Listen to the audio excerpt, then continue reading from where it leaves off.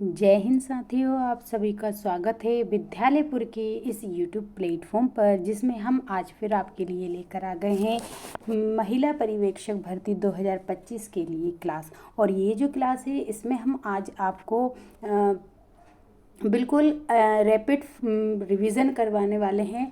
जल्दी जल्दी आपको रिवीजन करवाने वाले हैं। और आज का जो टॉपिक रहेगा वो आपका टीकाकरण और रोग से संबंधित रहेगा। इसमें टीकाकरण से संबंधित सारे क्वेश्चंस आपको करवा दिए जाएंगे। आपको रोग से संबंधित करवाएंगे। रोग के लिए कौन सा टीका लगता है, कौन सा रोग जो है किससे होता है, बैक्टीरिया से होता है या फिर वायरस से होता है। ये सारी चीज़ें जो हैं आज की इस क्लास में रहेंगी। और जो आपका जो 7 तारीख से लेकर और आपका जो 11 है ना, 7 तारीख से लेकर और 11 तारीख तक का जितना भी आपका एग्ज़ाम हुए हैं अभी तक, और उनकी दोनों शिफ्टों का हमने एनालाइज करके और उसमें देखा है। तो उसमें हमने योजनाएं से बहुत ज़्यादा क्वेश्चन आ रहे थे, इसलिए हमने योजना का एक क्लास बनाई है। फिर उसके बाद मैथ के बना दिया है हमने, और उससे संबंधित हमने जो पोषण और स्वास्थ्य से संबंधित जो क्वेश्चंस आ रहे थे, संभावित क्वेश्चन थे, उसकी भी हमने एक आपके लिए क्लास ले दी है।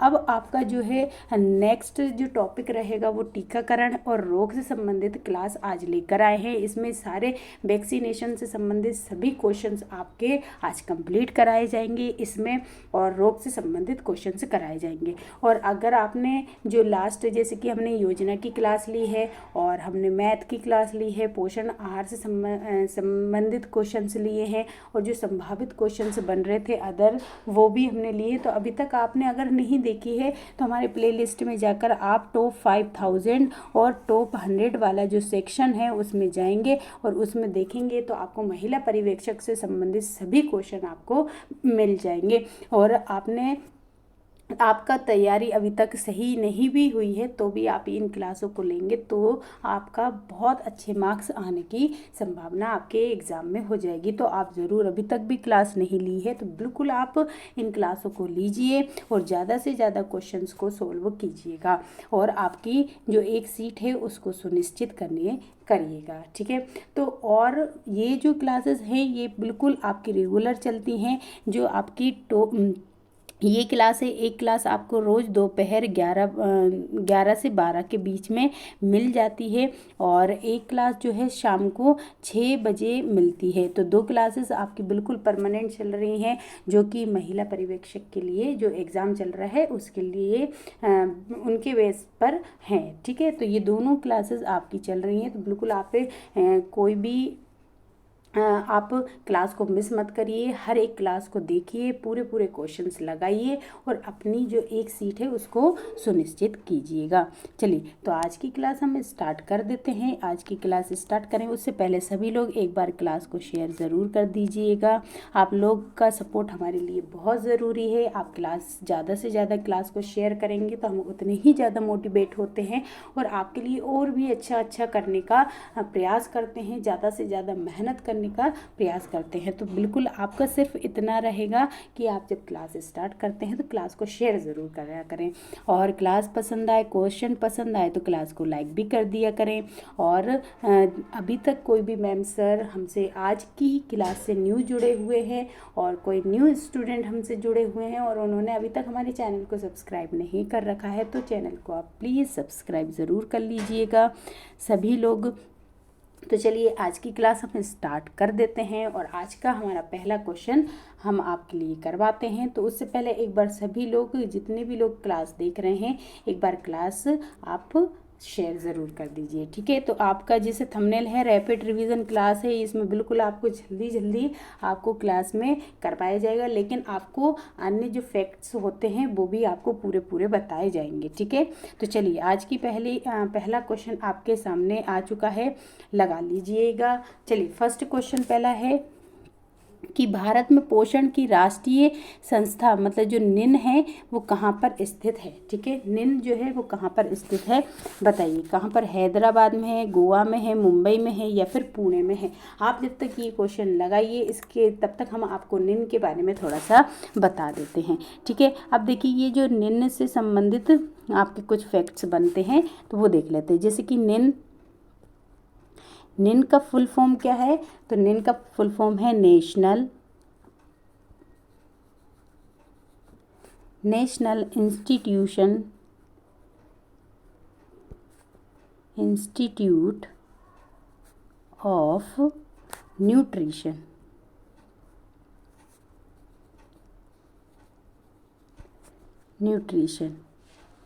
ये निन का फुल फॉर्म है, ठीक है। ये क्या है, निन का फुल फॉर्म है। और निन के बारे में अगर और देखें तो इसकी निन जो है इसकी स्थापना कब हुई थी, तो स्थापना इसकी स्थापना कब हुई थी, तो 1918 में हुई थी। कब हुई थी इसकी स्थापना, 1918 में हुई थी।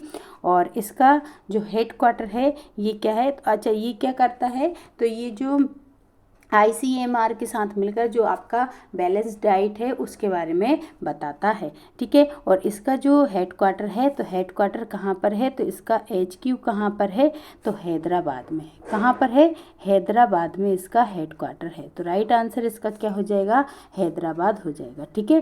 पोषण की जो राष्ट्रीय संस्था है निन, उसका पूरा फुल फॉर्म क्या है, नेशनल इंस्टीट्यूट ऑफ न्यूट्रिशन है। और इसकी स्थापना 1918 में की गई थी। और इसका जो हेडक्वार्टर है वो कहाँ पर है, तो वो कहाँ पर है, आपका हैदराबाद में है, ठीक है। तो आई होप आपको ये क्वेश्चन बन गया होगा। चलिए अब नेक्स्ट क्वेश्चन देख लेते हैं। नेक्स्ट क्वेश्चन देखते हैं, ठीक है।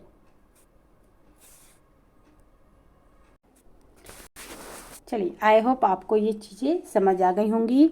आप चाहें तो इसका स्क्रीनशॉट भी ले सकते हैं। चलिए नेक्स्ट क्वेश्चन देख लेते हैं। नेक्स्ट क्वेश्चन क्या है, नेक्स्ट क्वेश्चन है कि बताइए निम्नलिखित में से कौन सा आयोडीन की कमी का कारण है। आयोडीन से कौन सा रोग हो सकता है, बताएं।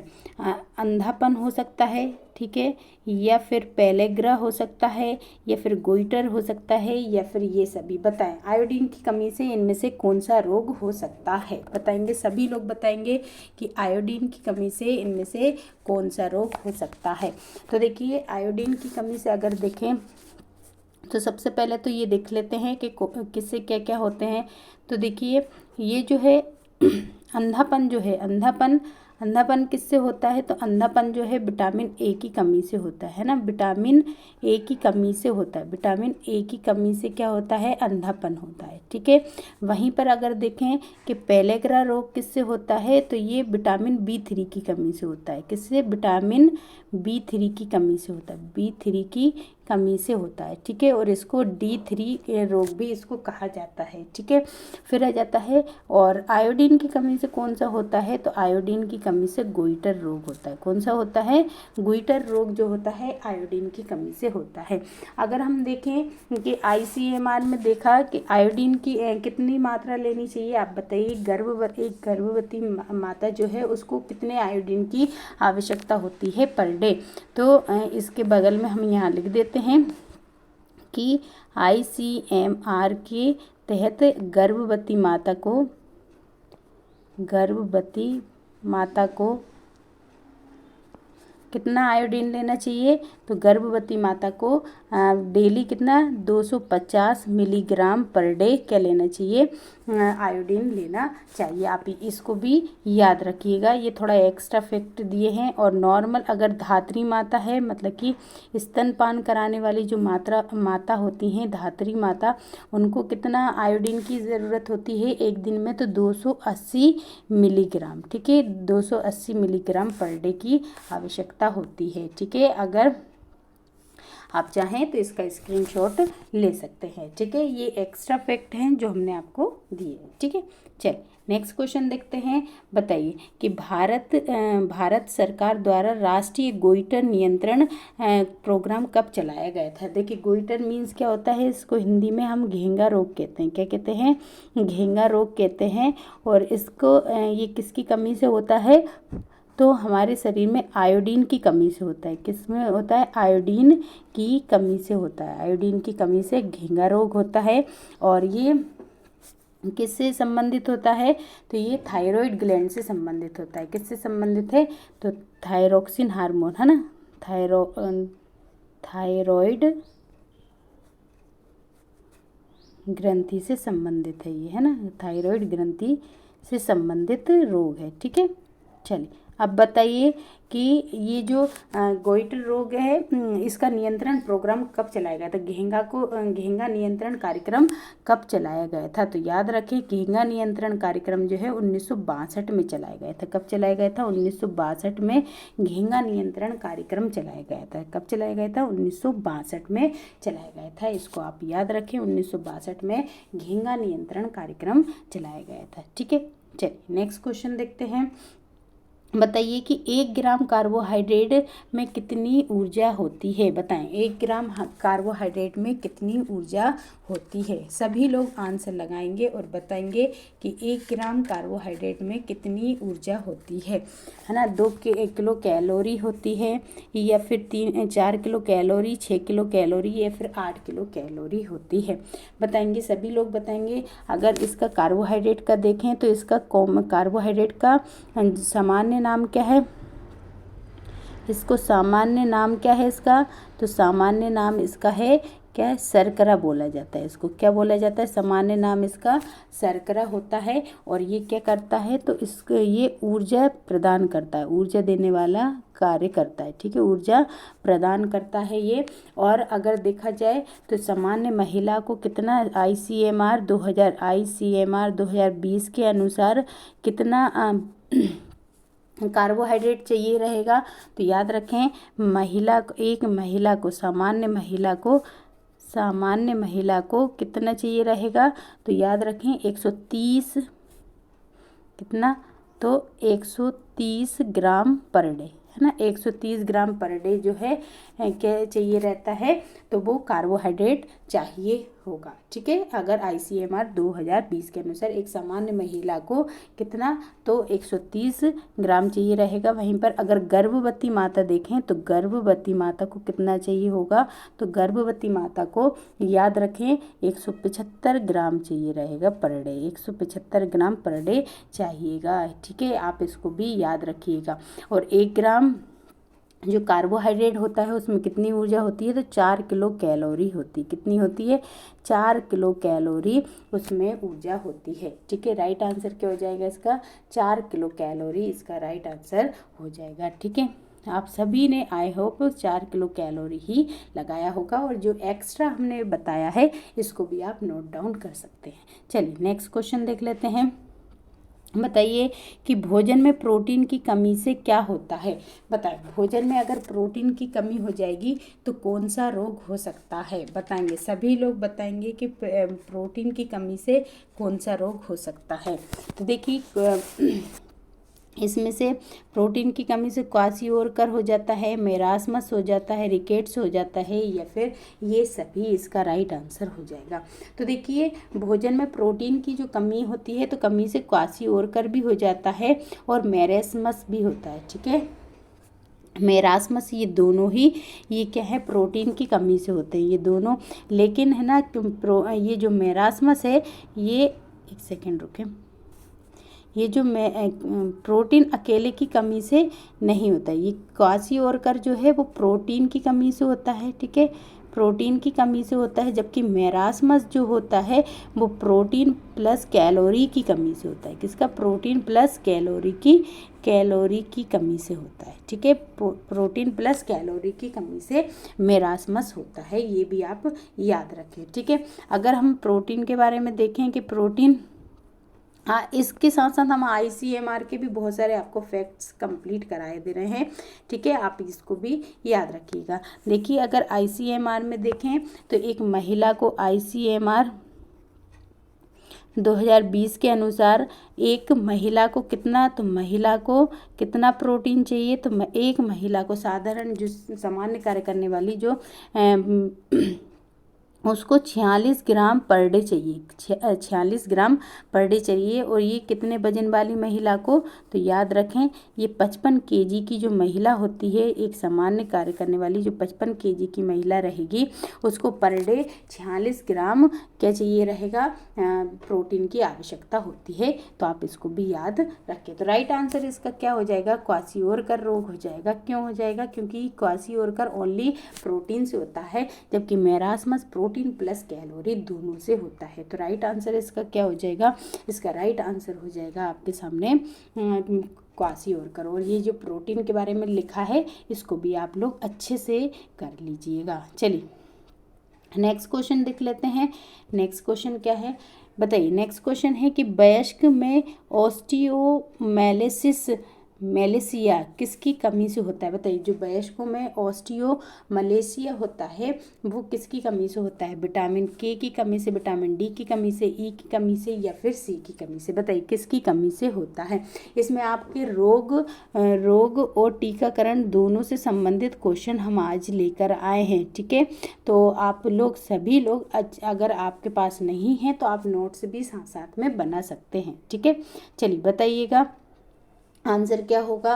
और क्लास में सभी लोग कमेंट्स बॉक्स में ज़रूर अपने आंसर लिखते हुए साथ साथ चलेंगे ताकि आपको ये उनके आंसर जो रहें वो याद हो जाए और आप अच्छे से एग्ज़ाम में उसको कर सकें। ठीक है, कमेंट बॉक्स में लिखते हुए चलिएगा और क्लास को शेयर करते हुए ज़रूर चलिएगा। जितने भी लोग क्लास देख रहे हैं सभी लोग क्लास को शेयर ज़रूर कर दीजिएगा। बताइए तो देखिए ऑस्टियोमलेशिया किसकी कमी से होता है। तो ऑस्टियोमलेशिया विटामिन डी की कमी से होता है। किसकी कमी से होता है। विटामिन डी की कमी से जो है वो ऑस्टियोमलेशिया होता है। ठीक है, ऑस्टियोमलेशिया किसकी कमी से होता है। विटामिन डी की कमी से होता है। ठीक है, अब विटामिन डी की कमी से ही रिकेट्स रोग भी होता है। ठीक है, रिकेट्स होता है जिसे हम सूखा रोग भी कहते हैं। ठीक है, और विटामिन डी जो होता है हमें सूर्य की किरणों से मिलता है। ठीक है, सूर्य की किरणों से मिलता है। हमारी शरीर में को जब ये किरणें आती हैं हमारे शरीर में एब्जॉर्ब होती है तो हमारे शरीर फिर विटामिन डी बना लेता है। ठीक है, और ये शरीर में संचित भंडारित होके नहीं रहता है ना, शरीर में भंडारित नहीं होता ये। ठीक है, ये बनता है शरीर में भंडारित नहीं हो रहता ये। ठीक है, ये भी आप याद रखिएगा। ठीक है, चलिए नेक्स्ट क्वेश्चन देख लेते हैं। नेक्स्ट क्वेश्चन क्या है कि किसकी अनुपस्थिति के कारण अस्थियों में कैल्शियम की कमी हो जाती है। बताइए इसमें किस चीज़ की हमारे अंदर कमी होगी जिससे क्या होगा हमारे शरीर में कैल्शियम की कमी हो जाएगी। बताएंगे सभी लोग आंसर देते हुए साथ साथ चलेंगे कि इसका जो राइट आंसर हो जाएगा वो क्या हो जाएगा। इसका राइट आंसर जो है वो क्या हो जाएगा बताएं। तो देखिए इसका जो राइट आंसर हो जाएगा वो क्या हो जाएगा। तो आप सभी को पता है विटामिन डी की कमी जब हो जाएगी तो हमारे हड्डियाँ क्या हो जाएंगी, अस्थियाँ कमज़ोर हो जाएंगी और इसमें ही अस्थियाँ कमज़ोर हो जाएंगी और हमें क्या हो जाएगा, तो हमें रिकेट्स रोग हो जाएगा। ठीक है, तो राइट आंसर इसका क्या हो जाएगा, इसका राइट आंसर डी हो जाएगा। चलिए नेक्स्ट क्वेश्चन देख लेते हैं। नेक्स्ट क्वेश्चन है बताइए नपुंसकता में कौन सा विटामिन उपयोगी होता है। बताइए नपुंसकता जब रोग हो जाता है तो उसमें कौन सा विटामिन जो है उपयोगी है। बताइए कौन सा विटामिन उसमें उपयोगी है।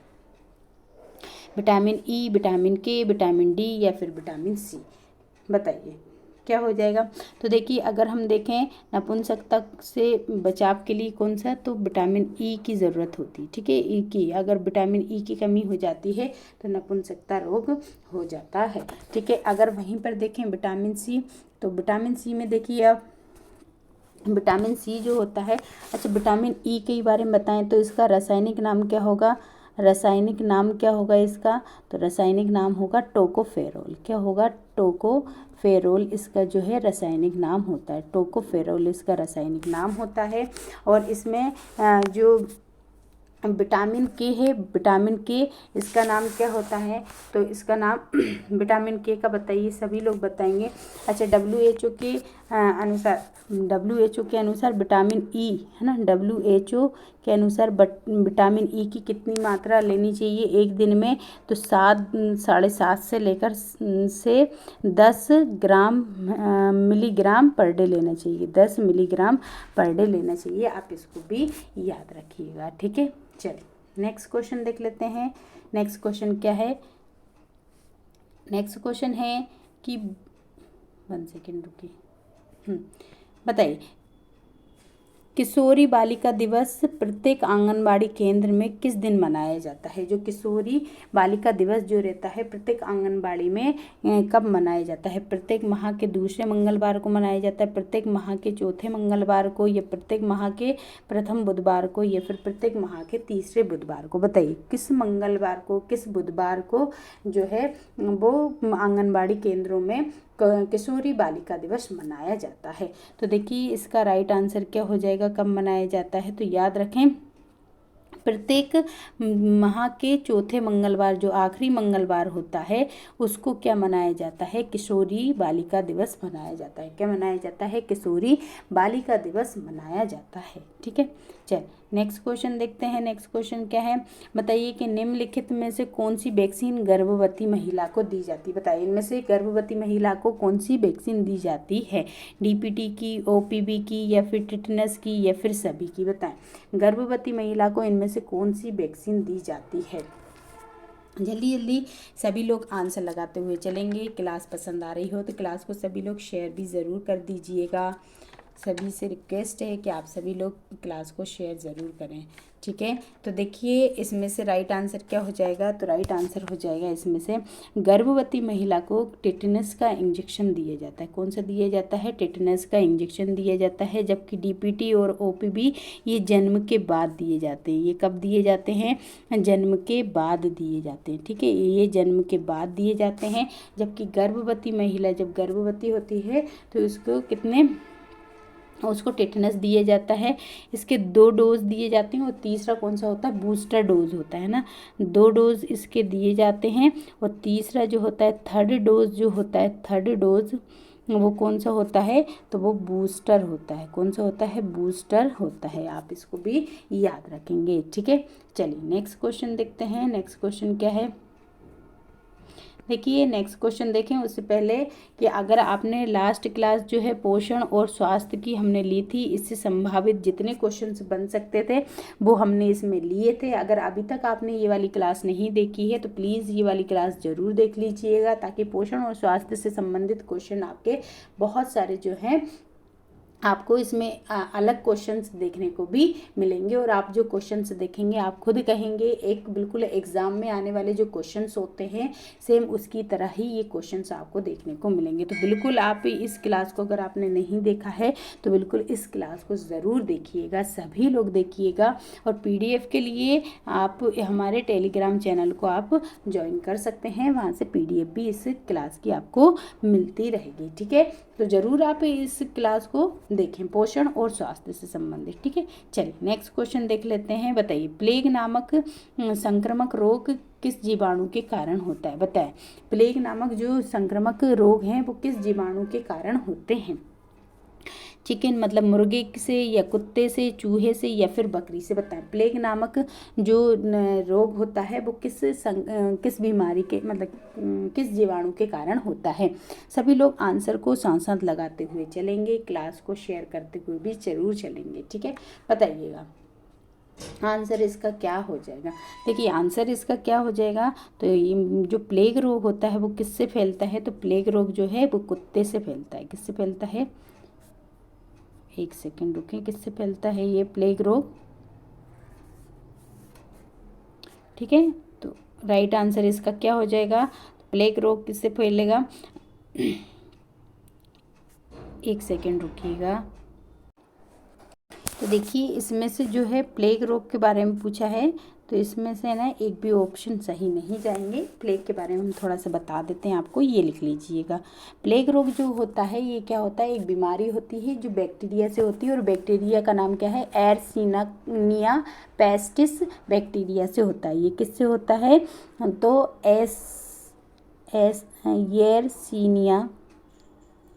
येरसीनिया पेस्टिस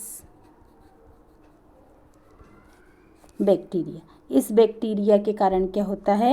ये इस बैक्टीरिया के कारण प्लेग रोग होता है। बैक्टीरिया के कारण कौन सा होता है? ये वाली तो प्लेग रोग होता है। बैक्टीरिया के कारण प्लेग रोग होता है। और अगर आप देखें तो आम रूप से ना कौन सा होता है? तो नॉर्मल जो होता है, जो पिस्सू वगैरह होते हैं, जैसे कि जो पिस्सू वगैरह होते हैं जानवरों में कीड़े जो मिलते हैं जिन्हें पिस्सू कहते हैं, पिस्सुओं से जो होता है वो कौन सा वाला कहलाता है? तो वो कहलाता है बुबोनिक कहलाता है। बुबोनिक प्लेग कहलाता है ना। पिस्सुओं से जो फैलता है वो बुबोनिक प्लेग कहते हैं। और जो प्लेग जो संक्रामक है वो किससे फैलता है? तो एयरसीनिया पेस्टिस बैक्टीरिया से फैलता है। आप इसको याद रखिएगा, ये गलत है ऑप्शन। ठीक है, चलिए नेक्स्ट क्वेश्चन देखते हैं। बताइए डीपीटी का टीका जो है वो किस रोग को, डीपीटी में कौन सा रोग जो है वो शामिल नहीं है, डीपीटी में कौन सा रोग शामिल नहीं है, डिप्थीरिया, पोलियो, खसरा या फिर छह रोग, बताइए। डीपीटी के टीके में कौन सा वैक्सीन जो है, टीकाकरण में कौन सी बीमारी जो है शामिल नहीं है, बताएं। सभी बताएंगे डीपीटी के टीके में कौन सा जो एक बीमारी है जो शामिल नहीं है, बताइए। तो देखिए जो डीपीटी है, डीपीटी वैक्सीन जो होता है मनुष्य में 3 संक्रमण रोगों से बचाने के लिए, एक ये कैसी है, संयोजन टीका है, ये संयुक्त टीका है, ये क्या है, एक संयुक्त टीका है, ये याद रखें आप, संयुक्त टीका है ये डीपीटी का। और ये किस किस रोग से बचाता है, तो ये बचाता है डिप्थीरिया, ठीक है, डिप्थीरिया से बचाता है, जिसे पर्टूसिस या फिर काली खांसी भी कहते हैं, इसे क्या कहते हैं, पर्टूसिस या फिर काली खांसी भी बोला जाता है, याद रखेंगे आप, ठीक है।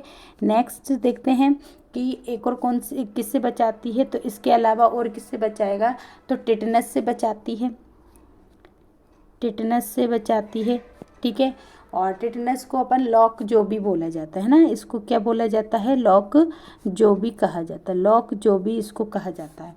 और एक कौन सा होता है, तो एक डिप्थीरिया को काली खांसी नहीं बोलते हैं, डिप्थीरिया और काली खांसी है ना, कोमा में आ जाएगा काली खांसी, जिसे पर्टूसिस भी बोला जाता है, ठीक है। डिप्थीरिया, पर्टूसिस और टेटनस, इन तीनों से मिलकर, इन तीनों से क्या करती है, हमको ये बचाती है, और ये एक संयुक्त टीका है, ठीक है। ये क्या है, एक संयुक्त टीका है। और वैक्सीन में क्या क्या होता है, डिप्थीरिया और टेटनस टॉक्साइड दोनों मिलकर फिर ये डीपीटी का टीका बनाते हैं, आप इसको भी याद रखिएगा, ठीक है। चलिए नेक्स्ट क्वेश्चन देख लेते हैं। तो राइट आंसर, अच्छा इसमें से कौन सा हो जाएगा, तो याद रखें खसरा मतलब क्या होता है, तो डिप्थीरिया मतलब जो ये किस किस से मिलके तो ये बनाते हैं, ये किस रोग, एक मिनट, इसमें से कौन सा रोग शामिल है, सिर्फ इतना हो सकता है, ठीक है, कौन सा रोग शामिल नहीं है, डीपीटी में कौन सा रोग शामिल, इसमें है ना, एक मिनट रुकिए, इसमें भी आज ऑप्शन थोड़े से गलत दे दिए हैं, ठीक है, एक सेकंड रुकिए, अभी हम आपको इधर लिख के बता देते हैं। देखिए ये जो है डीपीटी का टीका जो है DPOT, ठीक है, डीपीटी का जो टीका है, ये देखिए ये किस किस से मिलके मतलब ये किस किस से बचाता है, तो ये डिप्थीरिया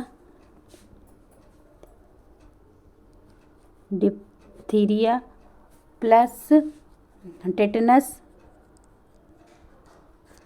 प्लस पोलियो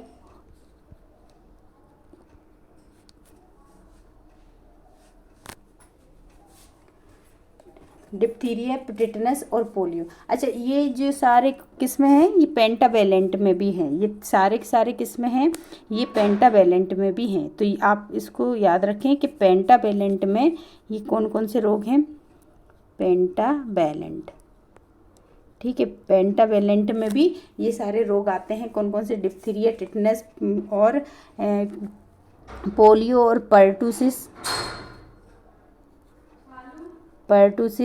ठीक है, ये सभी जो है, और कौन से हैं, मेरास जो मम्स है ना, मम्स, ये सब क्या है, ये सारे के सारे पेंटावेलेंट में भी शामिल हैं, ठीक है। डिप्थीरिया जो है ना, डीपीटी है, डीपीटी के टीका की है ना 3 खुराक लगाई जाती है, और ये भी आप याद रखिएगा, ठीक है। तो राइट आंसर इसका क्या हो जाएगा, इसका राइट आंसर हो जाएगा, ये किस किस रोग में लगाई जाती है, तो ये लगाई जाती है हमें, तो ये लगाई जाती है किस में, तो डीपीटी मतलब डिप्थीरिया, टेटनस और पर्टूसिस, डिप्थीरिया, टेटनस और पर्टूसिस में ये लगाई जाती है, ठीक है, डिप्थीरिया, पर्टूसिस और पर्टूसिस में ये लगाई जाती है, ठीक है, पर्टूसिस मतलब कि काली खांसी में लगाई जाती है, ठीक है।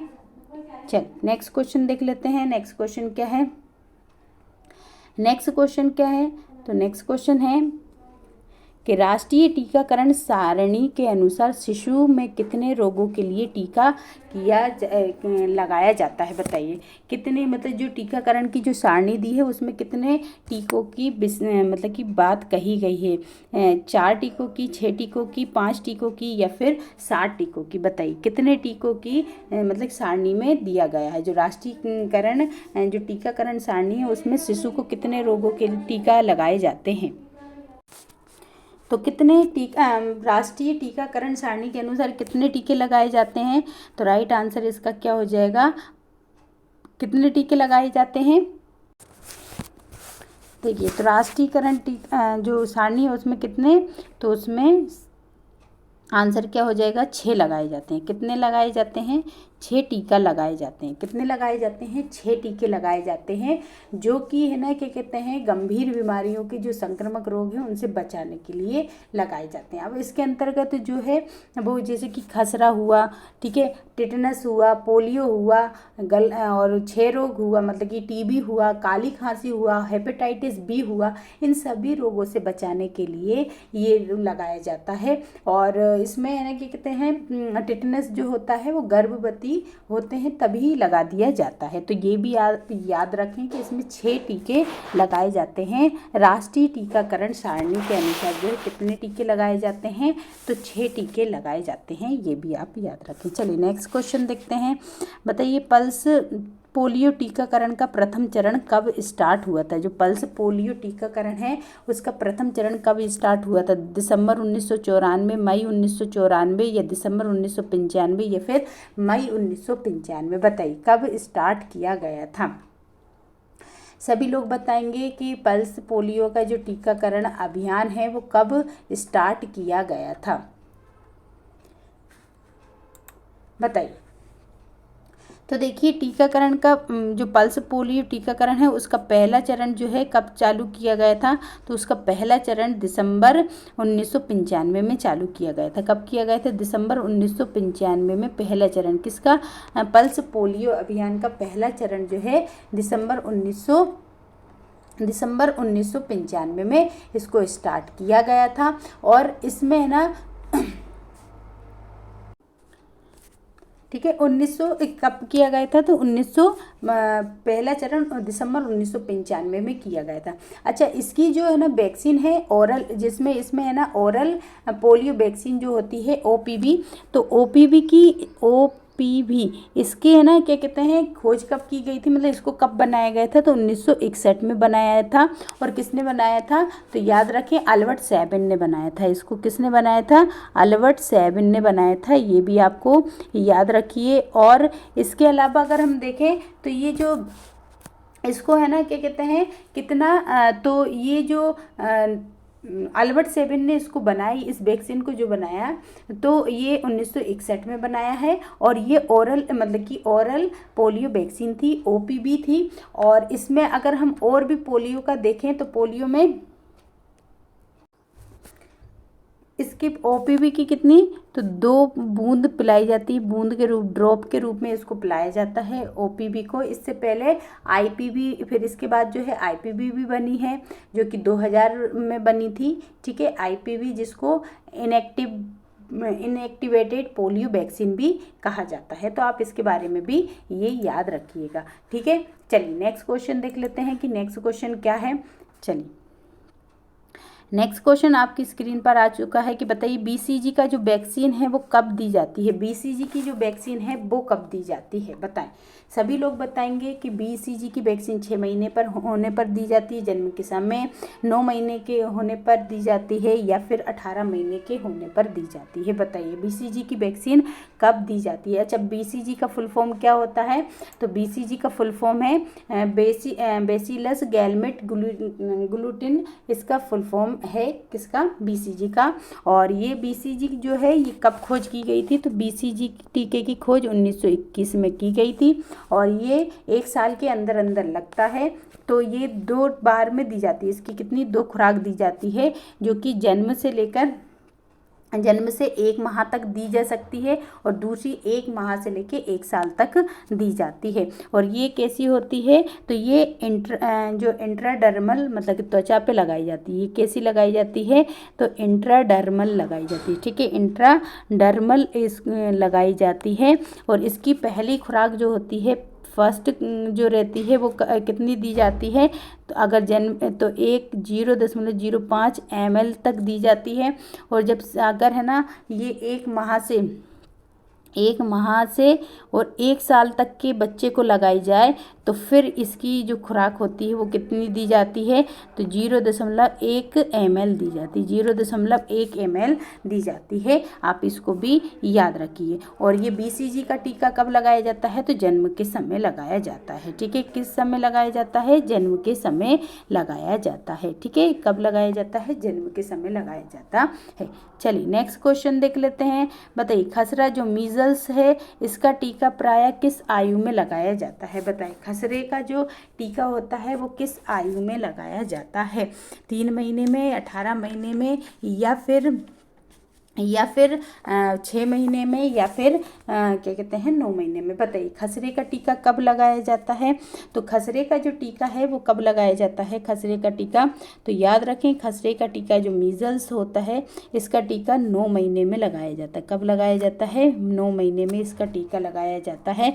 और ये MMR जो टीका लगता है उसके ये संयुक्त टीका इसके लिए लगाया जाता है। ठीक है, कब लगाया जाता है, तो 9 महीने में लगाया जाता है। चलिए नेक्स्ट क्वेश्चन देखते हैं। नेक्स्ट क्वेश्चन क्या है, बताइए, किस बीमारी की रोकथाम के लिए टीकाकरण सारणी में कोई टीका नहीं है। इनमें से कौन सी जो टीकाकरण है इनमें से कौन सी बीमारी है जिसका टीकाकरण सारणी में कोई भी इसका मतलब कि टीका नहीं है, तो क्षय रोग, या पोलियो, या खसरा, या फिर टाइफाइड।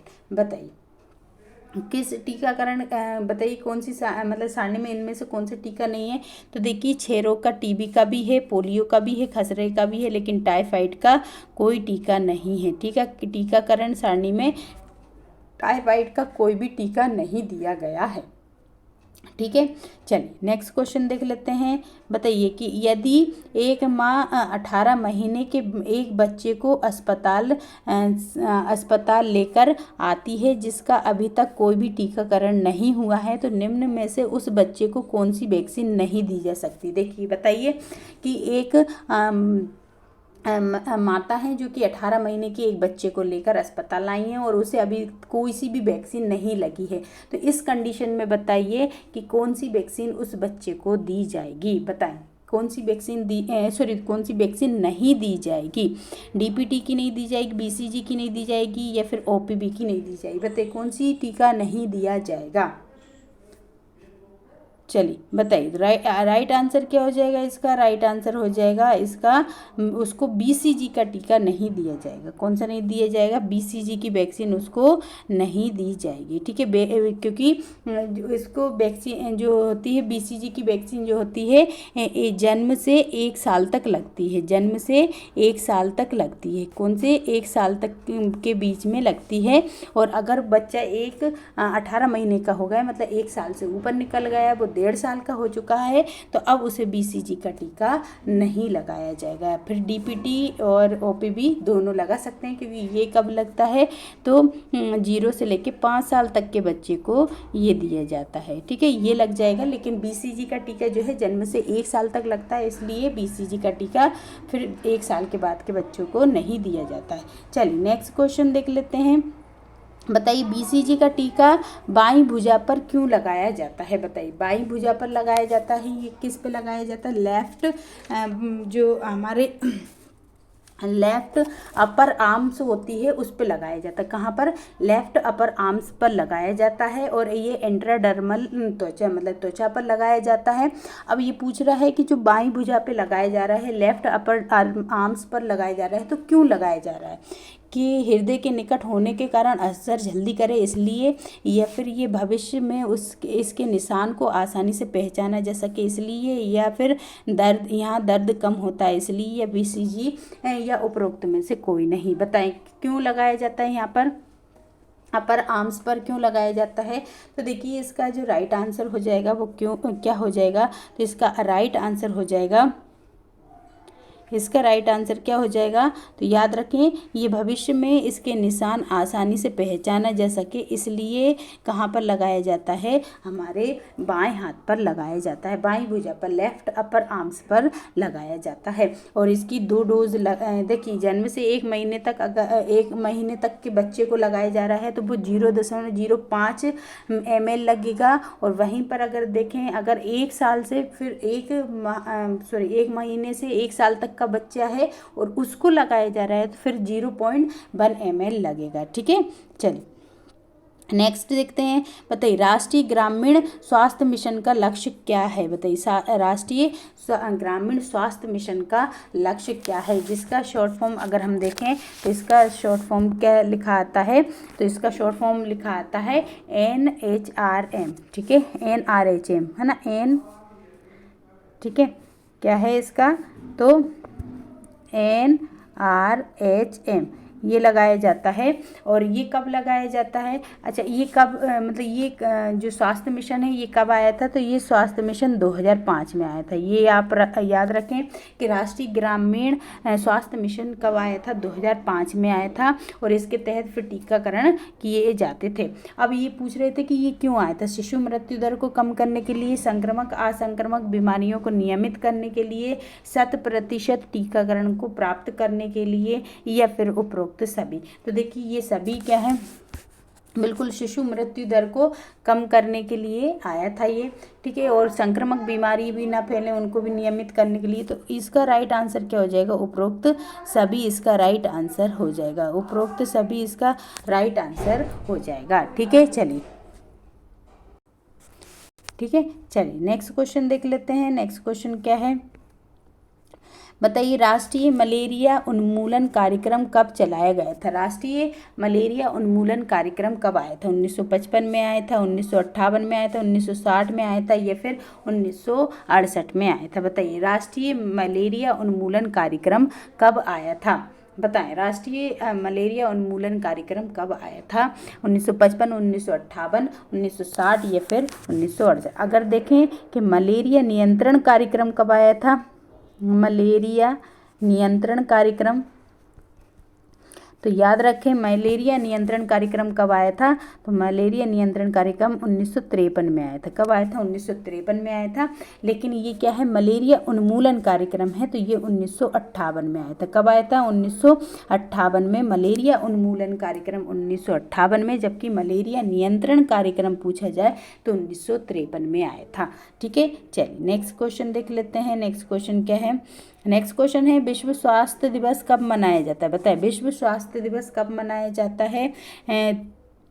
12 मई को, या फिर 14 नवंबर को, 7 अप्रैल को, या फिर 6 फरवरी को? बताइए कब मनाया जाता है? WHO के मतलब कि आपको पता होगा कि WHO की स्थापना कब हुई थी, तो बिल्कुल आप इसका भी बता देंगे कि विश्व स्वास्थ्य दिवस कब मनाया जाता है। तो याद रखें WHO की जो स्थापना हुई थी कब हुई थी? 7 अप्रैल 1945 को। कब हुई थी? 1945 को हुई थी। ठीक है, 7 अप्रैल 1945 को हुई थी। इसलिए ये जो विश्व स्वास्थ्य दिवस जो है वो कब मनाया जाता है, तो 7 अप्रैल को मनाया जाता है। कब मनाया जाता है? 7 अप्रैल को विश्व स्वास्थ्य दिवस मनाया जाता है। ठीक है, राइट आंसर इसका क्या हो जाएगा? अच्छा, WHO का हेडक्वार्टर देखें तो WHO का हेडक्वार्टर जेनेवा में है। कहाँ पर है? जेनेवा, स्विट्जरलैंड में है। ये भी आप याद रखिएगा। चलिए नेक्स्ट क्वेश्चन देख लेते हैं। नेक्स्ट क्वेश्चन क्या है, बताइए राष्ट्रीय मलेरिया नियंत्रण कार्यक्रम कब लागू हुआ था? अभी हाल ही कुछ देर पहले ही मैंने बता दिया कि मलेरिया उन्मूलन कब हुआ था। मलेरिया उन्मूलन कार्यक्रम कब स्टार्ट हुआ था? तो मलेरिया उन्मूलन कार्यक्रम 1958 में स्टार्ट हुआ था। और मलेरिया नियंत्रण कार्यक्रम पूछे तो 1953 में हुआ था। 1953 में राष्ट्रीय मलेरिया नियंत्रण कार्यक्रम चालू किया गया था। ठीक है, चलिए नेक्स्ट क्वेश्चन देख लेते हैं। नेक्स्ट क्वेश्चन क्या है, बताइए समेकित बाल विकास योजना कब आई थी? समेकित बाल विकास योजना कब आई थी? 2 अक्टूबर 1975 को, 2 अक्टूबर 1950 को, 2 नवंबर 1975 को, 2 इनमें से कोई नहीं। बताइए कब आई थी? सभी लोग आंसर लगाते हुए चलेंगे कि बताएंगे कि समेकित बाल विकास योजना कब आई थी। समेकित बाल विकास योजना कब आई थी बताएं। तो देखिए समेकित बाल विकास योजना जो है कब आई थी, तो समेकित बाल विकास योजना ये 2 अक्टूबर 1975 में आई थी। 2 अक्टूबर 1975 में आई थी और ये 6 प्रकार की क्या देती है, सुविधा देती है। ठीक है, 6 सुविधाएं ये देती है। ठीक है, 6 सुविधा देती है। कौन कौन सी देती है, तो एक पूरक पोषण देती है, एक टीकाकरण देती है, एक स्वास्थ्य जाँच देती है, एक रेफरल कार्यक्रम के तहत, और एक स्वास्थ्य एवं शिक्षा देती है। ठीक है, तो इस तरीके से ये क्या करती है, 6 सुविधाएं प्रदान करती है। और ये किसके अंतर्गत चलाई गई थी, तो महिला एवं बाल विकास मंत्रालय के अंतर्गत चलती है। महिला एवं बाल विकास जो मंत्रालय है, उस बाल विकास मंत्रालय उसके अंतर्गत ये कार्यक्रम चलता है, उसके अंतर्गत ये कार्यक्रम चलता है। तो याद आप ये भी रखिएगा। चलिए नेक्स्ट क्वेश्चन देख लेते हैं। नेक्स्ट क्वेश्चन क्या है बताइए, काली खांसी होने पर कौन सा टीका लगाया जाता है बताइए। काली खांसी होने पर कौन सा लगाया जाता है, डीपीटी, टिटनस, बीसीजी या फिर एमएमआर बताइए। देखिए एमएमआर जो क्या है, तो मम्स, ठीक है, मीजल्स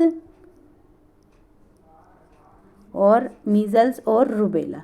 ठीक है, इसके लिए कौन सा लगाया जाता है, एमएमआर लगाया जाता है। बीसीजी का बताया था, बेसिलस गैलीमिट ग्लूटिन, इसका क्या था, फुल फॉर्म था।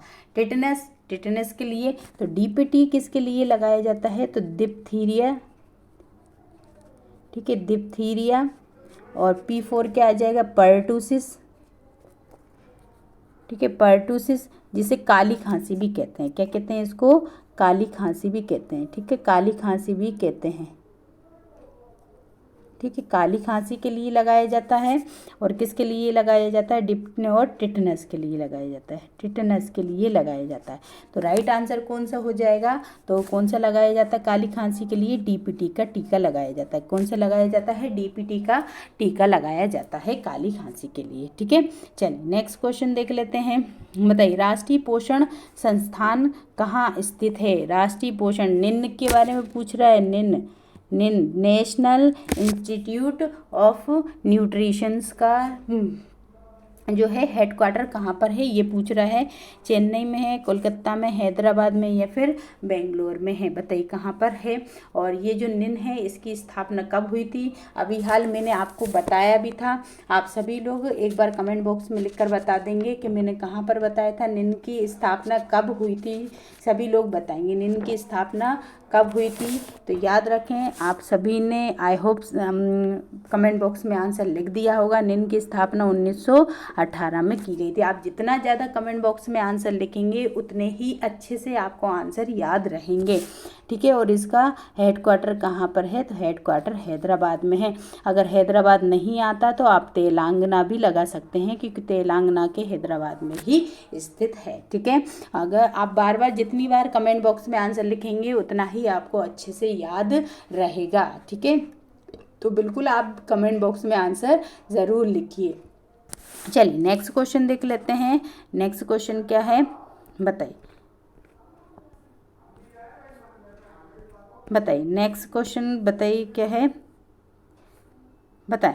नेक्स्ट क्वेश्चन से पहले आपको बता दें कि हमने योजना और कार्यक्रम से संबंधित, इसमें भी हमने कई योजनाएं पढ़ा रहे हैं आपको, लेकिन योजना और कार्यक्रम से संबंधित सेपरेट एक क्लास ले रखी है हमने। और अभी तक आपने ये क्लास नहीं देखी है तो बिल्कुल आप देखिए, जाइए और हमारे प्लेलिस्ट, हमारे चैनल के प्लेलिस्ट में जाएंगे, वहाँ पर आपको ये क्लास देखने को मिलेंगी। और आप क्लास को ज़्यादा से ज़्यादा देखिए और अपने ज़्यादा से ज़्यादा आंसर को ठीक करने की कोशिश कीजिए। अपने आप देखिए कि आपको कितने क्वेश्चंस बन रहे हैं, कितनी आपकी योजनाएं सही हैं, कितनी डेट्स आपको पता है। तो ये सभी क्लास को अच्छे से देखिए, अच्छे से क्वेश्चंस को लगाइए और अपने अंक बढ़ाने की कोशिश कीजिए। बस आपको करना क्या होगा, सिर्फ आप है ना क्लास को शेयर ज़रूर करते रहिएगा। आप लोग क्लास शेयर करेंगे तो हमें भी अच्छा लगेगा और हम भी बहुत मोटिवेट होंगे और आपको अच्छे से अच्छे क्वेश्चंस कम समय में ज़्यादा से ज़्यादा क्वेश्चन लाने की कोशिश करेंगे। तो प्लीज़ सभी लोगों से निवेदन है कि आप लोग क्लास देखते हैं लेकिन क्लास को शेयर नहीं करते हैं, तो प्लीज़ क्लास को शेयर ज़रूर कर दिया करें। क्लास को शेयर कर दिया करें। क्लास पसंद आती है तो क्लास को लाइक भी करके जाया करें, और चैनल को सब्सक्राइब नहीं कर रखा है तो चैनल को सब्सक्राइब भी ज़रूर कर लीजिएगा। चलिए, और पीडीएफ के लिए आप हमारे टेलीग्राम चैनल से जुड़ जाइए, वहाँ पर आपको पीडीएफ मिल जाएगी। चलिए नेक्स्ट क्वेश्चन देख लेते हैं। नेक्स्ट क्वेश्चन क्या है? अच्छा, इनका क्वेश्चन, एक सेकेंड रुकिए।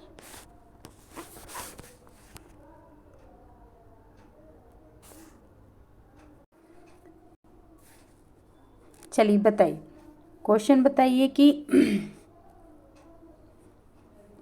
प्लेग नामक संक्रामक रोग किस जीवाणु का वाहक है? बताएं। प्लेग, एक सेकेंड रुकें। चलिए बताइए कि संक्रामक रोग जो होते हैं वो क्या संक्रामक रोग कहलाते हैं? बताएं। संक्रामक रोग कहलाते हैं वायु द्वारा विषैले पदार्थ, विषैले रोग, या फिर जल के द्वारा विशेषता वाले रोग, या फिर जल द्वारा फैलने वाले रोग, या सभी प्रकार के रोग, या फिर जो सहयोगी द्वारा फैलते हैं वो रोग। बताइए संक्रामक रोग किसको कहा जाता है? तो देखिए संक्रामक रोग किसको बोलेंगे? संक्रामक रोग ऐसे रोग होते हैं जो कि है ना क्या कहते हैं, किसी प्रोटोजुआ के द्वारा फैले जाते हैं, मतलब सहयोगी द्वारा जो फैलने वाले रोग होते हैं उन्हें क्या कहते हैं? संक्रामक रोग कहते हैं। ठीक है, चलिए नेक्स्ट क्वेश्चन देख लेते हैं। बताइए टिटनस से होने वाले विकार। बताइए टिटनस, टाइटन्स है ये, सॉरी, बताइए से होने वाला विकार कौन सा है? तेज ज्वर, मतलब कि तेज बुखार आता है, टांगों का में जो होता है मतलब टांगे जो रहती हैं होल्ड हो जाती हैं, शरीर में ऐंठन होती है, या अकेले का लुप्त हो जाना। बताइए टाइटन्स क्या मतलब रोग के अंतर्गत क्या होता है? ठीक है, तो याद रखें टिटनस है, ये टाइटन्स नहीं है ना। टांगों का क्या हो जाता है? होल्ड हो जाता है। क्या हो जाता है? इसलिए इसे टांगों का होल्ड हो जाना। ठीक है, चल नेक्स्ट क्वेश्चन देख लेते हैं। इधर कुछ ज़्यादा है, समझाने वाला नहीं है, इसलिए जल्दी जल्दी देख लेते हैं। बताइए विषाणु से बीमारी होती है, विषाणु से कौन सी बीमारी होती है? यहाँ पर फ्लू होगी, मलेरिया होगा, या फिर टाइफाइड होगा। ठीक है, टाइफाइड होगा, या फिर इनमें से कोई नहीं। बताइए कौन सा होता है? बताएंगे, सभी लोग बताएंगे कि जो विषाणु से इनमें से कौन सा रोग होता है। तो देखिए मलेरिया तो किससे होता है? प्रोटोजुआ से होता है। ठीक है, प्रोटोजुआ से होता है। मलेरिया किससे होता है? प्रोटोजुआ से होता है, फीमेल एनाफिलीज से होता है। टाइफाइड किससे होता है? तो जीवाणु से होता है। टाइफाइड किससे होता है? जीवाणु से होता है। लेकिन फ्लू जो होता है वो वायरल होता है ना। फ्लू जो होता है वो क्या होता है? वायरस से होने वाला रोग है। ठीक है, फ्लू किससे होने वाला रोग है? तो वायरस से होने वाला रोग है। तो राइट आंसर इसका क्या हो जाएगा? फ्लू इसका राइट आंसर हो जाएगा। चलिए नेक्स्ट क्वेश्चन देख लेते हैं। बताइए इसमें से कौन सा जोड़ा जो है वो गलत है? इनमें से कौन सा जोड़ा जो है वो गलत है? बताइए प्लेग चूहों से होता है क्या, या फिर रेबिस कुत्तों से होता है, या फिर टैमवॉर्म स्लोगन से होता है, या पोलियोमिलीटस जो होता है वो बंदर से होता है? बताइए इनमें से कौन सा जोड़ा जो है गलत है? देखिए प्लेग जो है वो चूहों से भी होता है, पिस्सू से भी होता है। ठीक है, किससे होता है? पिस्सू से भी होता है, पिस्सू से भी होता है। ठीक है, और इसमें से रेबीज जो होता है वो कुत्तों से होता है, बिल्कुल होता है। टैमवॉर्म स्लोगन से होता है, लेकिन पोलियोमिलीटस जो होता है बंदर से नहीं होता है। पोलियोमिलीटिस किससे नहीं होता है? बंदर से नहीं होता है। तो राइट आंसर इसका क्या हो जाएगा? इसका राइट आंसर हो जाएगा पोलियोमिलीटस। ठीक है, इसका राइट आंसर क्या हो जाएगा? पोलियोमिलीटस इसका राइट आंसर हो जाएगा। चलिए नेक्स्ट क्वेश्चन देख लेते हैं। नेक्स्ट क्वेश्चन क्या है? बताइए मलेरिया किससे होता है? मलेरिया किससे होगा? एनाफ्लीज मच्छर से, पानी में रहने वाले मच्छर से, कंठ से, या फिर मस्तिष्क से संबंधित है? बताइए मादा एनाफ्लीज जो है किससे संबंधित है? बताएं, सभी लोग बताएंगे कि मादा एनाफिलीज जो है वो किससे संबंधित है। बताएं, राइट आंसर इसका क्या हो जाएगा, मादा एनाफिलीज किससे संबंधित है। तो देखिए मादा एनाफिलीज नहीं, मलेरिया किससे संबंधित है, तो वो मादा एनाफिलीज से होता है ना। मादा एनाफिलीज जो मच्छर होता है, फीमेल एनाफिलीज जो मादा एनाफिलीज मच्छर जो होता है इससे होता है, ठीक है, मादा एनाफिलीज मच्छर से होता है, ठीक है। राइट आंसर इसका क्या हो जाएगा, मादा एनाफिलीज इसका राइट आंसर हो जाएगा। चलिए नेक्स्ट क्वेश्चन देख लें। बताइए डिप्थीरिया रोग का संबंध है, बताइए डिप्थीरिया रोग का संबंध किससे है, फेफड़ों से है, यकृत से है, कंठ से है या फिर मस्तिष्क से है। बताइए किससे संबंधित रोग है, डिप्थीरिया जो है किससे संबंधित रोग है, फेफड़ों से संबंधित है या फिर यकृत से संबंधित विकार है या फिर कंठ से संबंधित या फिर मस्तिष्क से संबंधित विकार है। बताएं डिप्थीरिया किससे संबंधित विकार है। तो देखिए डिप्थीरिया का अगर देखें तो डिप्थीरिया किससे संबंधित विकार है, तो याद रखें कंठ से संबंधित, किससे, कंठ से संबंधित विकार है, ठीक है, डिप्थीरिया। चलिए नेक्स्ट क्वेश्चन देखते हैं। नेक्स्ट क्वेश्चन क्या है, बताइए खसरा रोग का कारण क्या है। खसरा रोग जो है वो किसके कारण से होता है, जीवाणु के कारण से या फिर खाद्य पदार्थ, विषाणु या फिर प्रोटोजोआ है। बताइए खसरा जो है, मीजल्स जो है वो किसके कारण से होता है। खसरा मतलब मीजल्स, इसके लिए क्या लगाया जाता है, MMR का टीका लगाया जाता है, MMR का टीका लगाया जाता है खसरे के लिए। अब बताना है कि खसरा जो है वो किस प्रकार की बीमारी है, जीवाणु से होने वाली बीमारी है, खाद्य से होने वाली जीवाणु है बीमारी है, विषाणु से होने वाली बीमारी है या फिर प्रोटोजोआ से। तो देखिए मीजल्स जो होता है वो प्रोटीन की कमी से होता है, ठीक है, और इसमें खसरा जो है वो किससे, तो विषाणु से, वायरस से होने वाली क्या है, एक बीमारी है, ठीक है। किससे संबंधित है, तो विषाणु से संबंधित बीमारी है खसरा। चलिए क्षय रोग बताइए, क्षय रोग किससे संबंधित बीमारी है, क्षय रोग किससे संबंधित है, किससे होती है, क्यूलेक्स से होती है, बेसिलस से होती है या फिर वायरस लिख सकते हैं, विषाणु से होती है, ठीक है, विषाणु से होती है, ठीक है, या फिर अमीबा से होती है। बताइए किससे होती है। जो क्षय रोग है, तपेदिक रोग है, तो वो किससे होता है, तो तपेदिक रोग किससे होता है, ट्यूबरकुलोसिस से होता है ना। बैक्टीरियम ट्यूबरकुलोसिस जो विषाणु है उससे होता, जीवाणु से होता है। तो ये किससे होगा, बेसिलस ट्यूबेक्टोमी से होता है, ठीक है, बेसिलस ट्यूबेक्टोमी जीवाणु से ये रोग होता है। कौन सा, तपेदिक, जिसे हम क्षय रोग भी कहते हैं, तपेदिक भी कहते हैं, टीबी भी कहते हैं, ये इसके क्या है, अन्य नाम है, ठीक है। चलिए नेक्स्ट क्वेश्चन देख लेते हैं। नेक्स्ट क्वेश्चन क्या है, बताइए कुकुर यूरोप में विपक्ष का कारण है। बताइए जो कुकुर यूरोप में मतलब कि जो कुकुर रोग है वो किसके कारण होता है। बताइए कुकुर रोग जो है किसके कारण होता है, जीवाणु के कारण, वायु से फैलता है, जल से फैलता है या फिर भोजन से फैलता है। बताएंगे सभी लोग आंसर लगाते हुए साथ साथ चलेंगे कि कुकुर रोग जो होता है वो किससे होता है। बताएं कुकुर रोग जो है वो किससे होता है। तो देखिए कुकुर रोग जो है वो किससे होगा, तो ये इसका राइट आंसर क्या है, तो कुकुर रोग जो है एक जीवाणु से होने वाला रोग है। कुकुर रोग जो है जीवाणु से होने वाला रोग है, ठीक है। चलिए नेक्स्ट क्वेश्चन देखते हैं। बताइए मातृ कल्याण केंद्र निम्नलिखित कार्य करता है। जो मातृ कल्याण केंद्र है वो क्या कार्य करता है, माता पिता की देखभाल करता है या फिर केवल महिलाओं की देखभाल करता है या फिर केवल मूल बातों की ही रूपरेखा बताता है या फिर कोई व्यवसाय नहीं है इसमें। बताइए कि इनमें से जो मातृ कल्याण कार्यक्रम है वो क्या कार्य करता है। बताएं तो देखिए मातृ कल्याण जो कार्यक्रम है वो केवल जो माता पिता की देखभाल करता है, ये क्या करता है, माता पिता की देखभाल करता है, ठीक है। चलिए नेक्स्ट क्वेश्चन देखते हैं। नेक्स्ट क्वेश्चन क्या है, बताइए राष्ट्रीय फाइलेरिया MBA कार्यक्रम कब चालू किया गया था। बताएं राष्ट्रीय फाइलेरिया कार्यक्रम कब चालू किया गया था, 1955 में, 1958 में, 1962 में या फिर 1963 में। बताएं राष्ट्रीय फाइलेरिया कार्यक्रम जो है वो कब स्टार्ट किया गया था, राष्ट्रीय फाइलेरिया कार्यक्रम कब स्टार्ट हुआ था। 1955 में, 1958 में, 1962 में या फिर 1963 में? बताएं कब स्टार्ट हुआ था।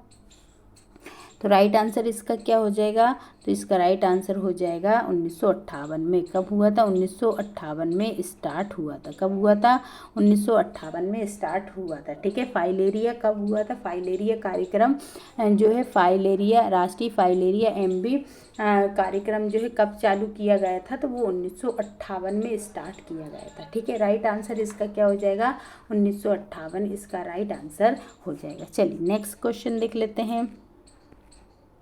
बताइए राष्ट्रीय संक्रामक रोग संस्थान कहाँ पर स्थित है। राष्ट्रीय संक्रामक रोग संस्थान नई दिल्ली में है, भोपाल में है, लखनऊ में है या फिर चंडीगढ़ में है। राष्ट्रीय संक्रामक रोग संस्थान जो है वो कहाँ पर स्थित है, बताइए कहाँ पर स्थित है। राष्ट्रीय संक्रामक रोग संस्थान कहाँ पर स्थित है, नई दिल्ली, भोपाल या फिर लखनऊ या फिर चंडीगढ़। तो इसका जो राइट आंसर हो जाएगा वो राइट आंसर क्या हो जाएगा, याद रखें नई दिल्ली में स्थित है। कहाँ पर है, नई दिल्ली में स्थित है। राष्ट्रीय संक्रामक रोग संस्थान जो है कहाँ पर स्थित है, तो वो नई दिल्ली में स्थित है। ठीक है, चलिए नेक्स्ट क्वेश्चन देखते हैं। बताइए रसायन शास्त्री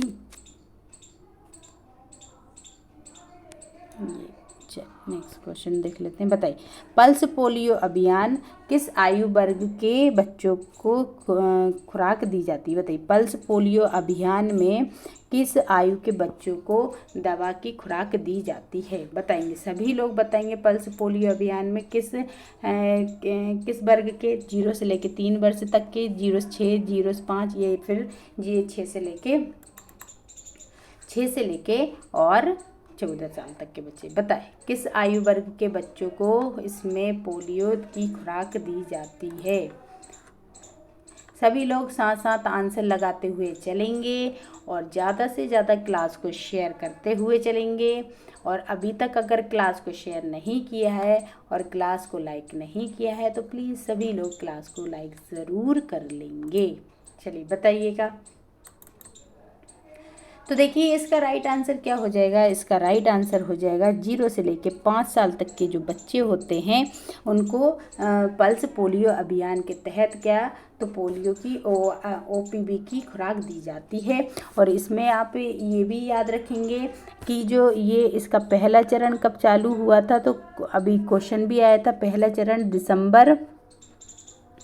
दिसंबर 1985 में। कब, दिसंबर 1985 में पहला चरण इसका 95 में इसका पहला चरण चालू किया गया था ना। दिसंबर 1995 में इसका पहला चरण चालू किया गया था किसका, तो पल्स पोलियो अभियान का। और इसमें पल्स पोलियो में है ना क्या कहते हैं, OPV की खुराक दी जाती है, OPV की खुराक है ना। और कितनी, 2 बूंद दी जाती हैं, 2 बूंद दी जाती हैं। और 0 से लेके 5 साल तक के बच्चों को पिलाई जाती है। और इसकी कितनी डोज दी जाती हैं, तो 5 डोज दी जाती हैं। कितनी, 5 डोज दी जाती हैं, आप ये भी याद रखें है ना, 5 डोज दी जाती हैं। ठीक है, पल्स पोलियो अभियान के तहत। चल नेक्स्ट देखते हैं, नेक्स्ट क्वेश्चन क्या है।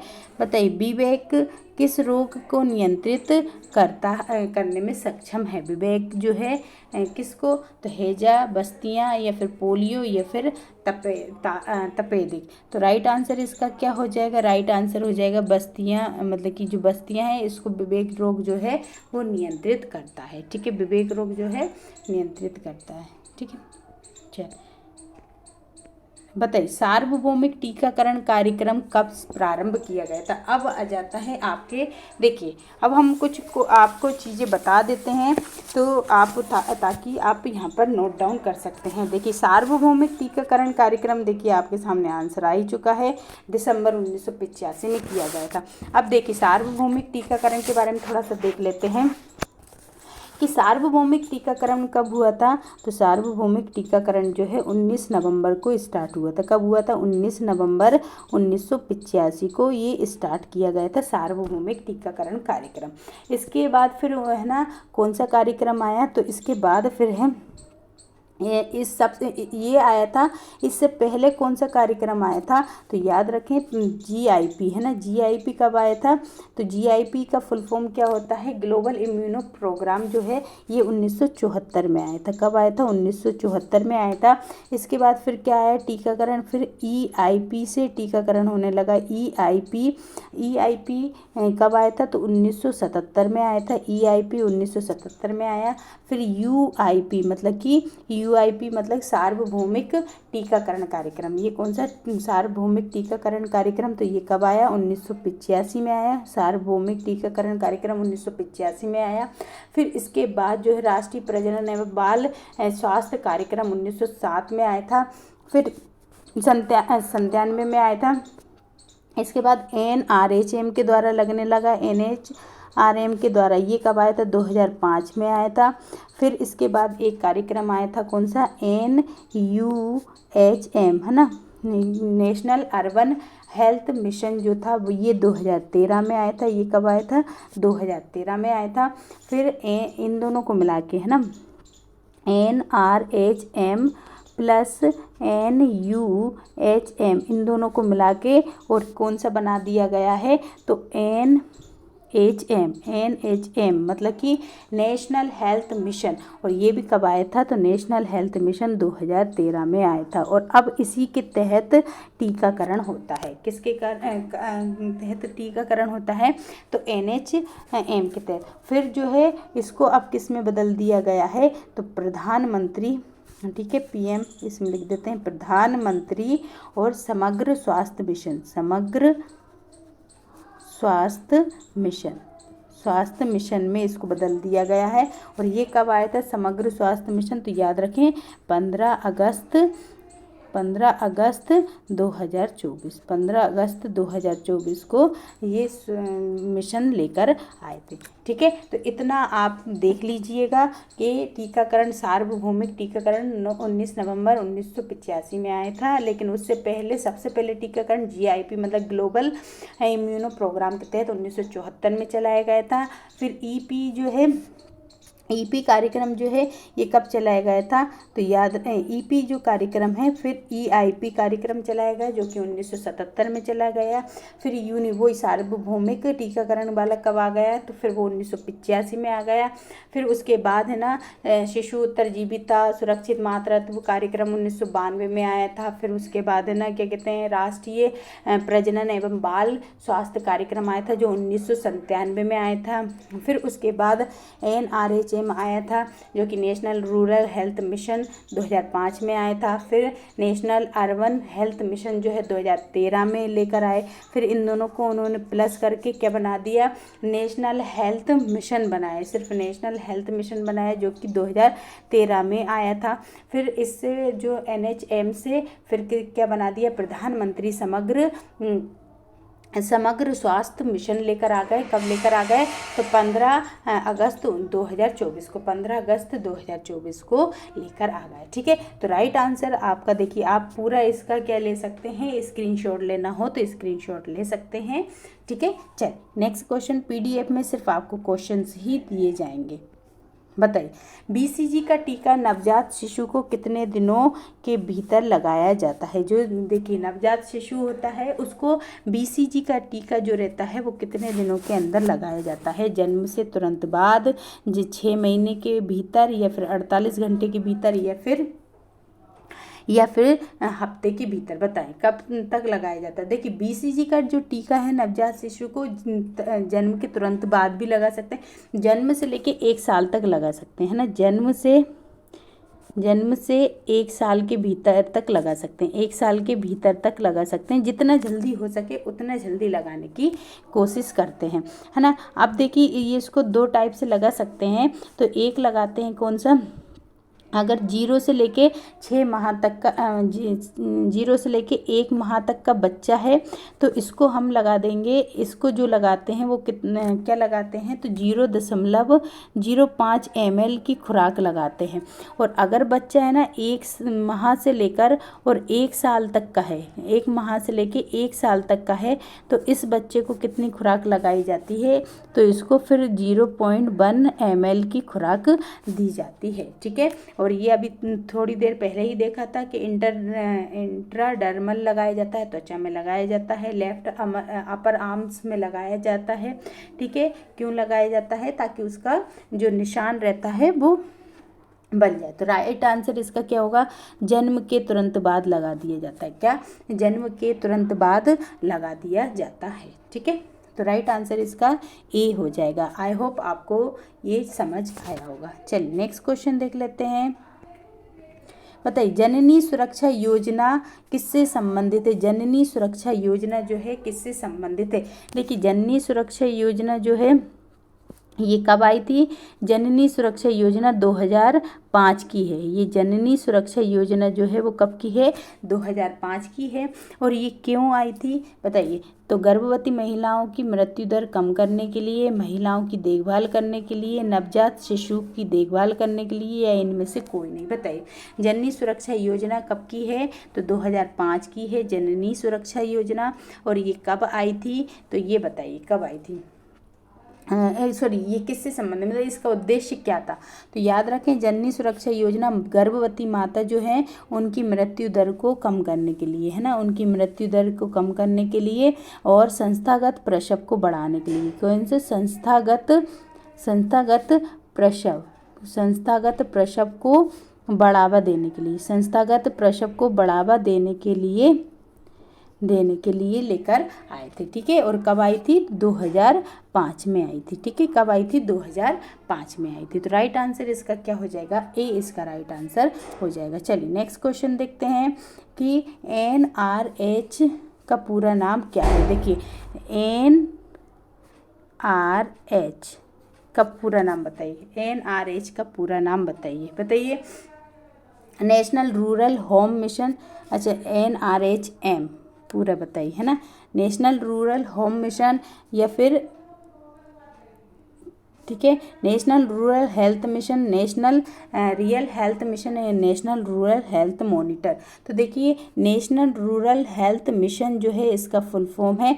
और ये कब आया था? तो याद रखें 2005 में आया था। ये कब आया था? 2005 में आया था। और इसके तहत टीकाकरण किया जाता था और स्वास्थ्य से संबंधित चीज़ें जो देखभाल थी वो की जाती थी। तो right answer national rural health mission है, NHRM का। अभी हमने इसके बारे में पूरा आपको बता दिया था। ठीक है, चलिए नेक्स्ट क्वेश्चन देते हैं कि आशा का चयन निम्न संस्थान द्वारा किया जाता है। जो आशा बनती हैं, जो आशा कार्यकर्ता होती हैं, वो किसके द्वारा? ग्राम सभा, नगर पंचायत, या फिर जनपद पंचायत, या फिर जिला पंचायत? बताइए कौन बनाता है? आशा का चयन कौन सी संस्था करती है? ग्राम सभा, नगर पंचायत, या फिर जनपद पंचायत, या फिर जिला पंचायत? बताइए कौन करती है? राइट आंसर इसका क्या हो जाएगा बताएंगे। सभी लोग आंसर लगाते हुए चलेंगे और बताएंगे कि इसका राइट आंसर जो है वो क्या हो जाएगा। बताइए। तो देखिए, इसका राइट आंसर क्या हो जाएगा? तो इसका राइट आंसर हो जाएगा कि ग्राम सभा जो है इसका चयन करती। कौन करती है? ग्राम सभा जो है आशा कार्यकर्ताओं का चयन करती है। ठीक है, चलिए नेक्स्ट देखते हैं। बताइए, कोलेस्ट्रम जो होता है बच्चे को प्रसव के कितने देर बाद दे देना चाहिए? देखिए, कोलेस्ट्रम क्या होता है? जो बच्चे का जब जन्म होता है तो उस समय जो माता का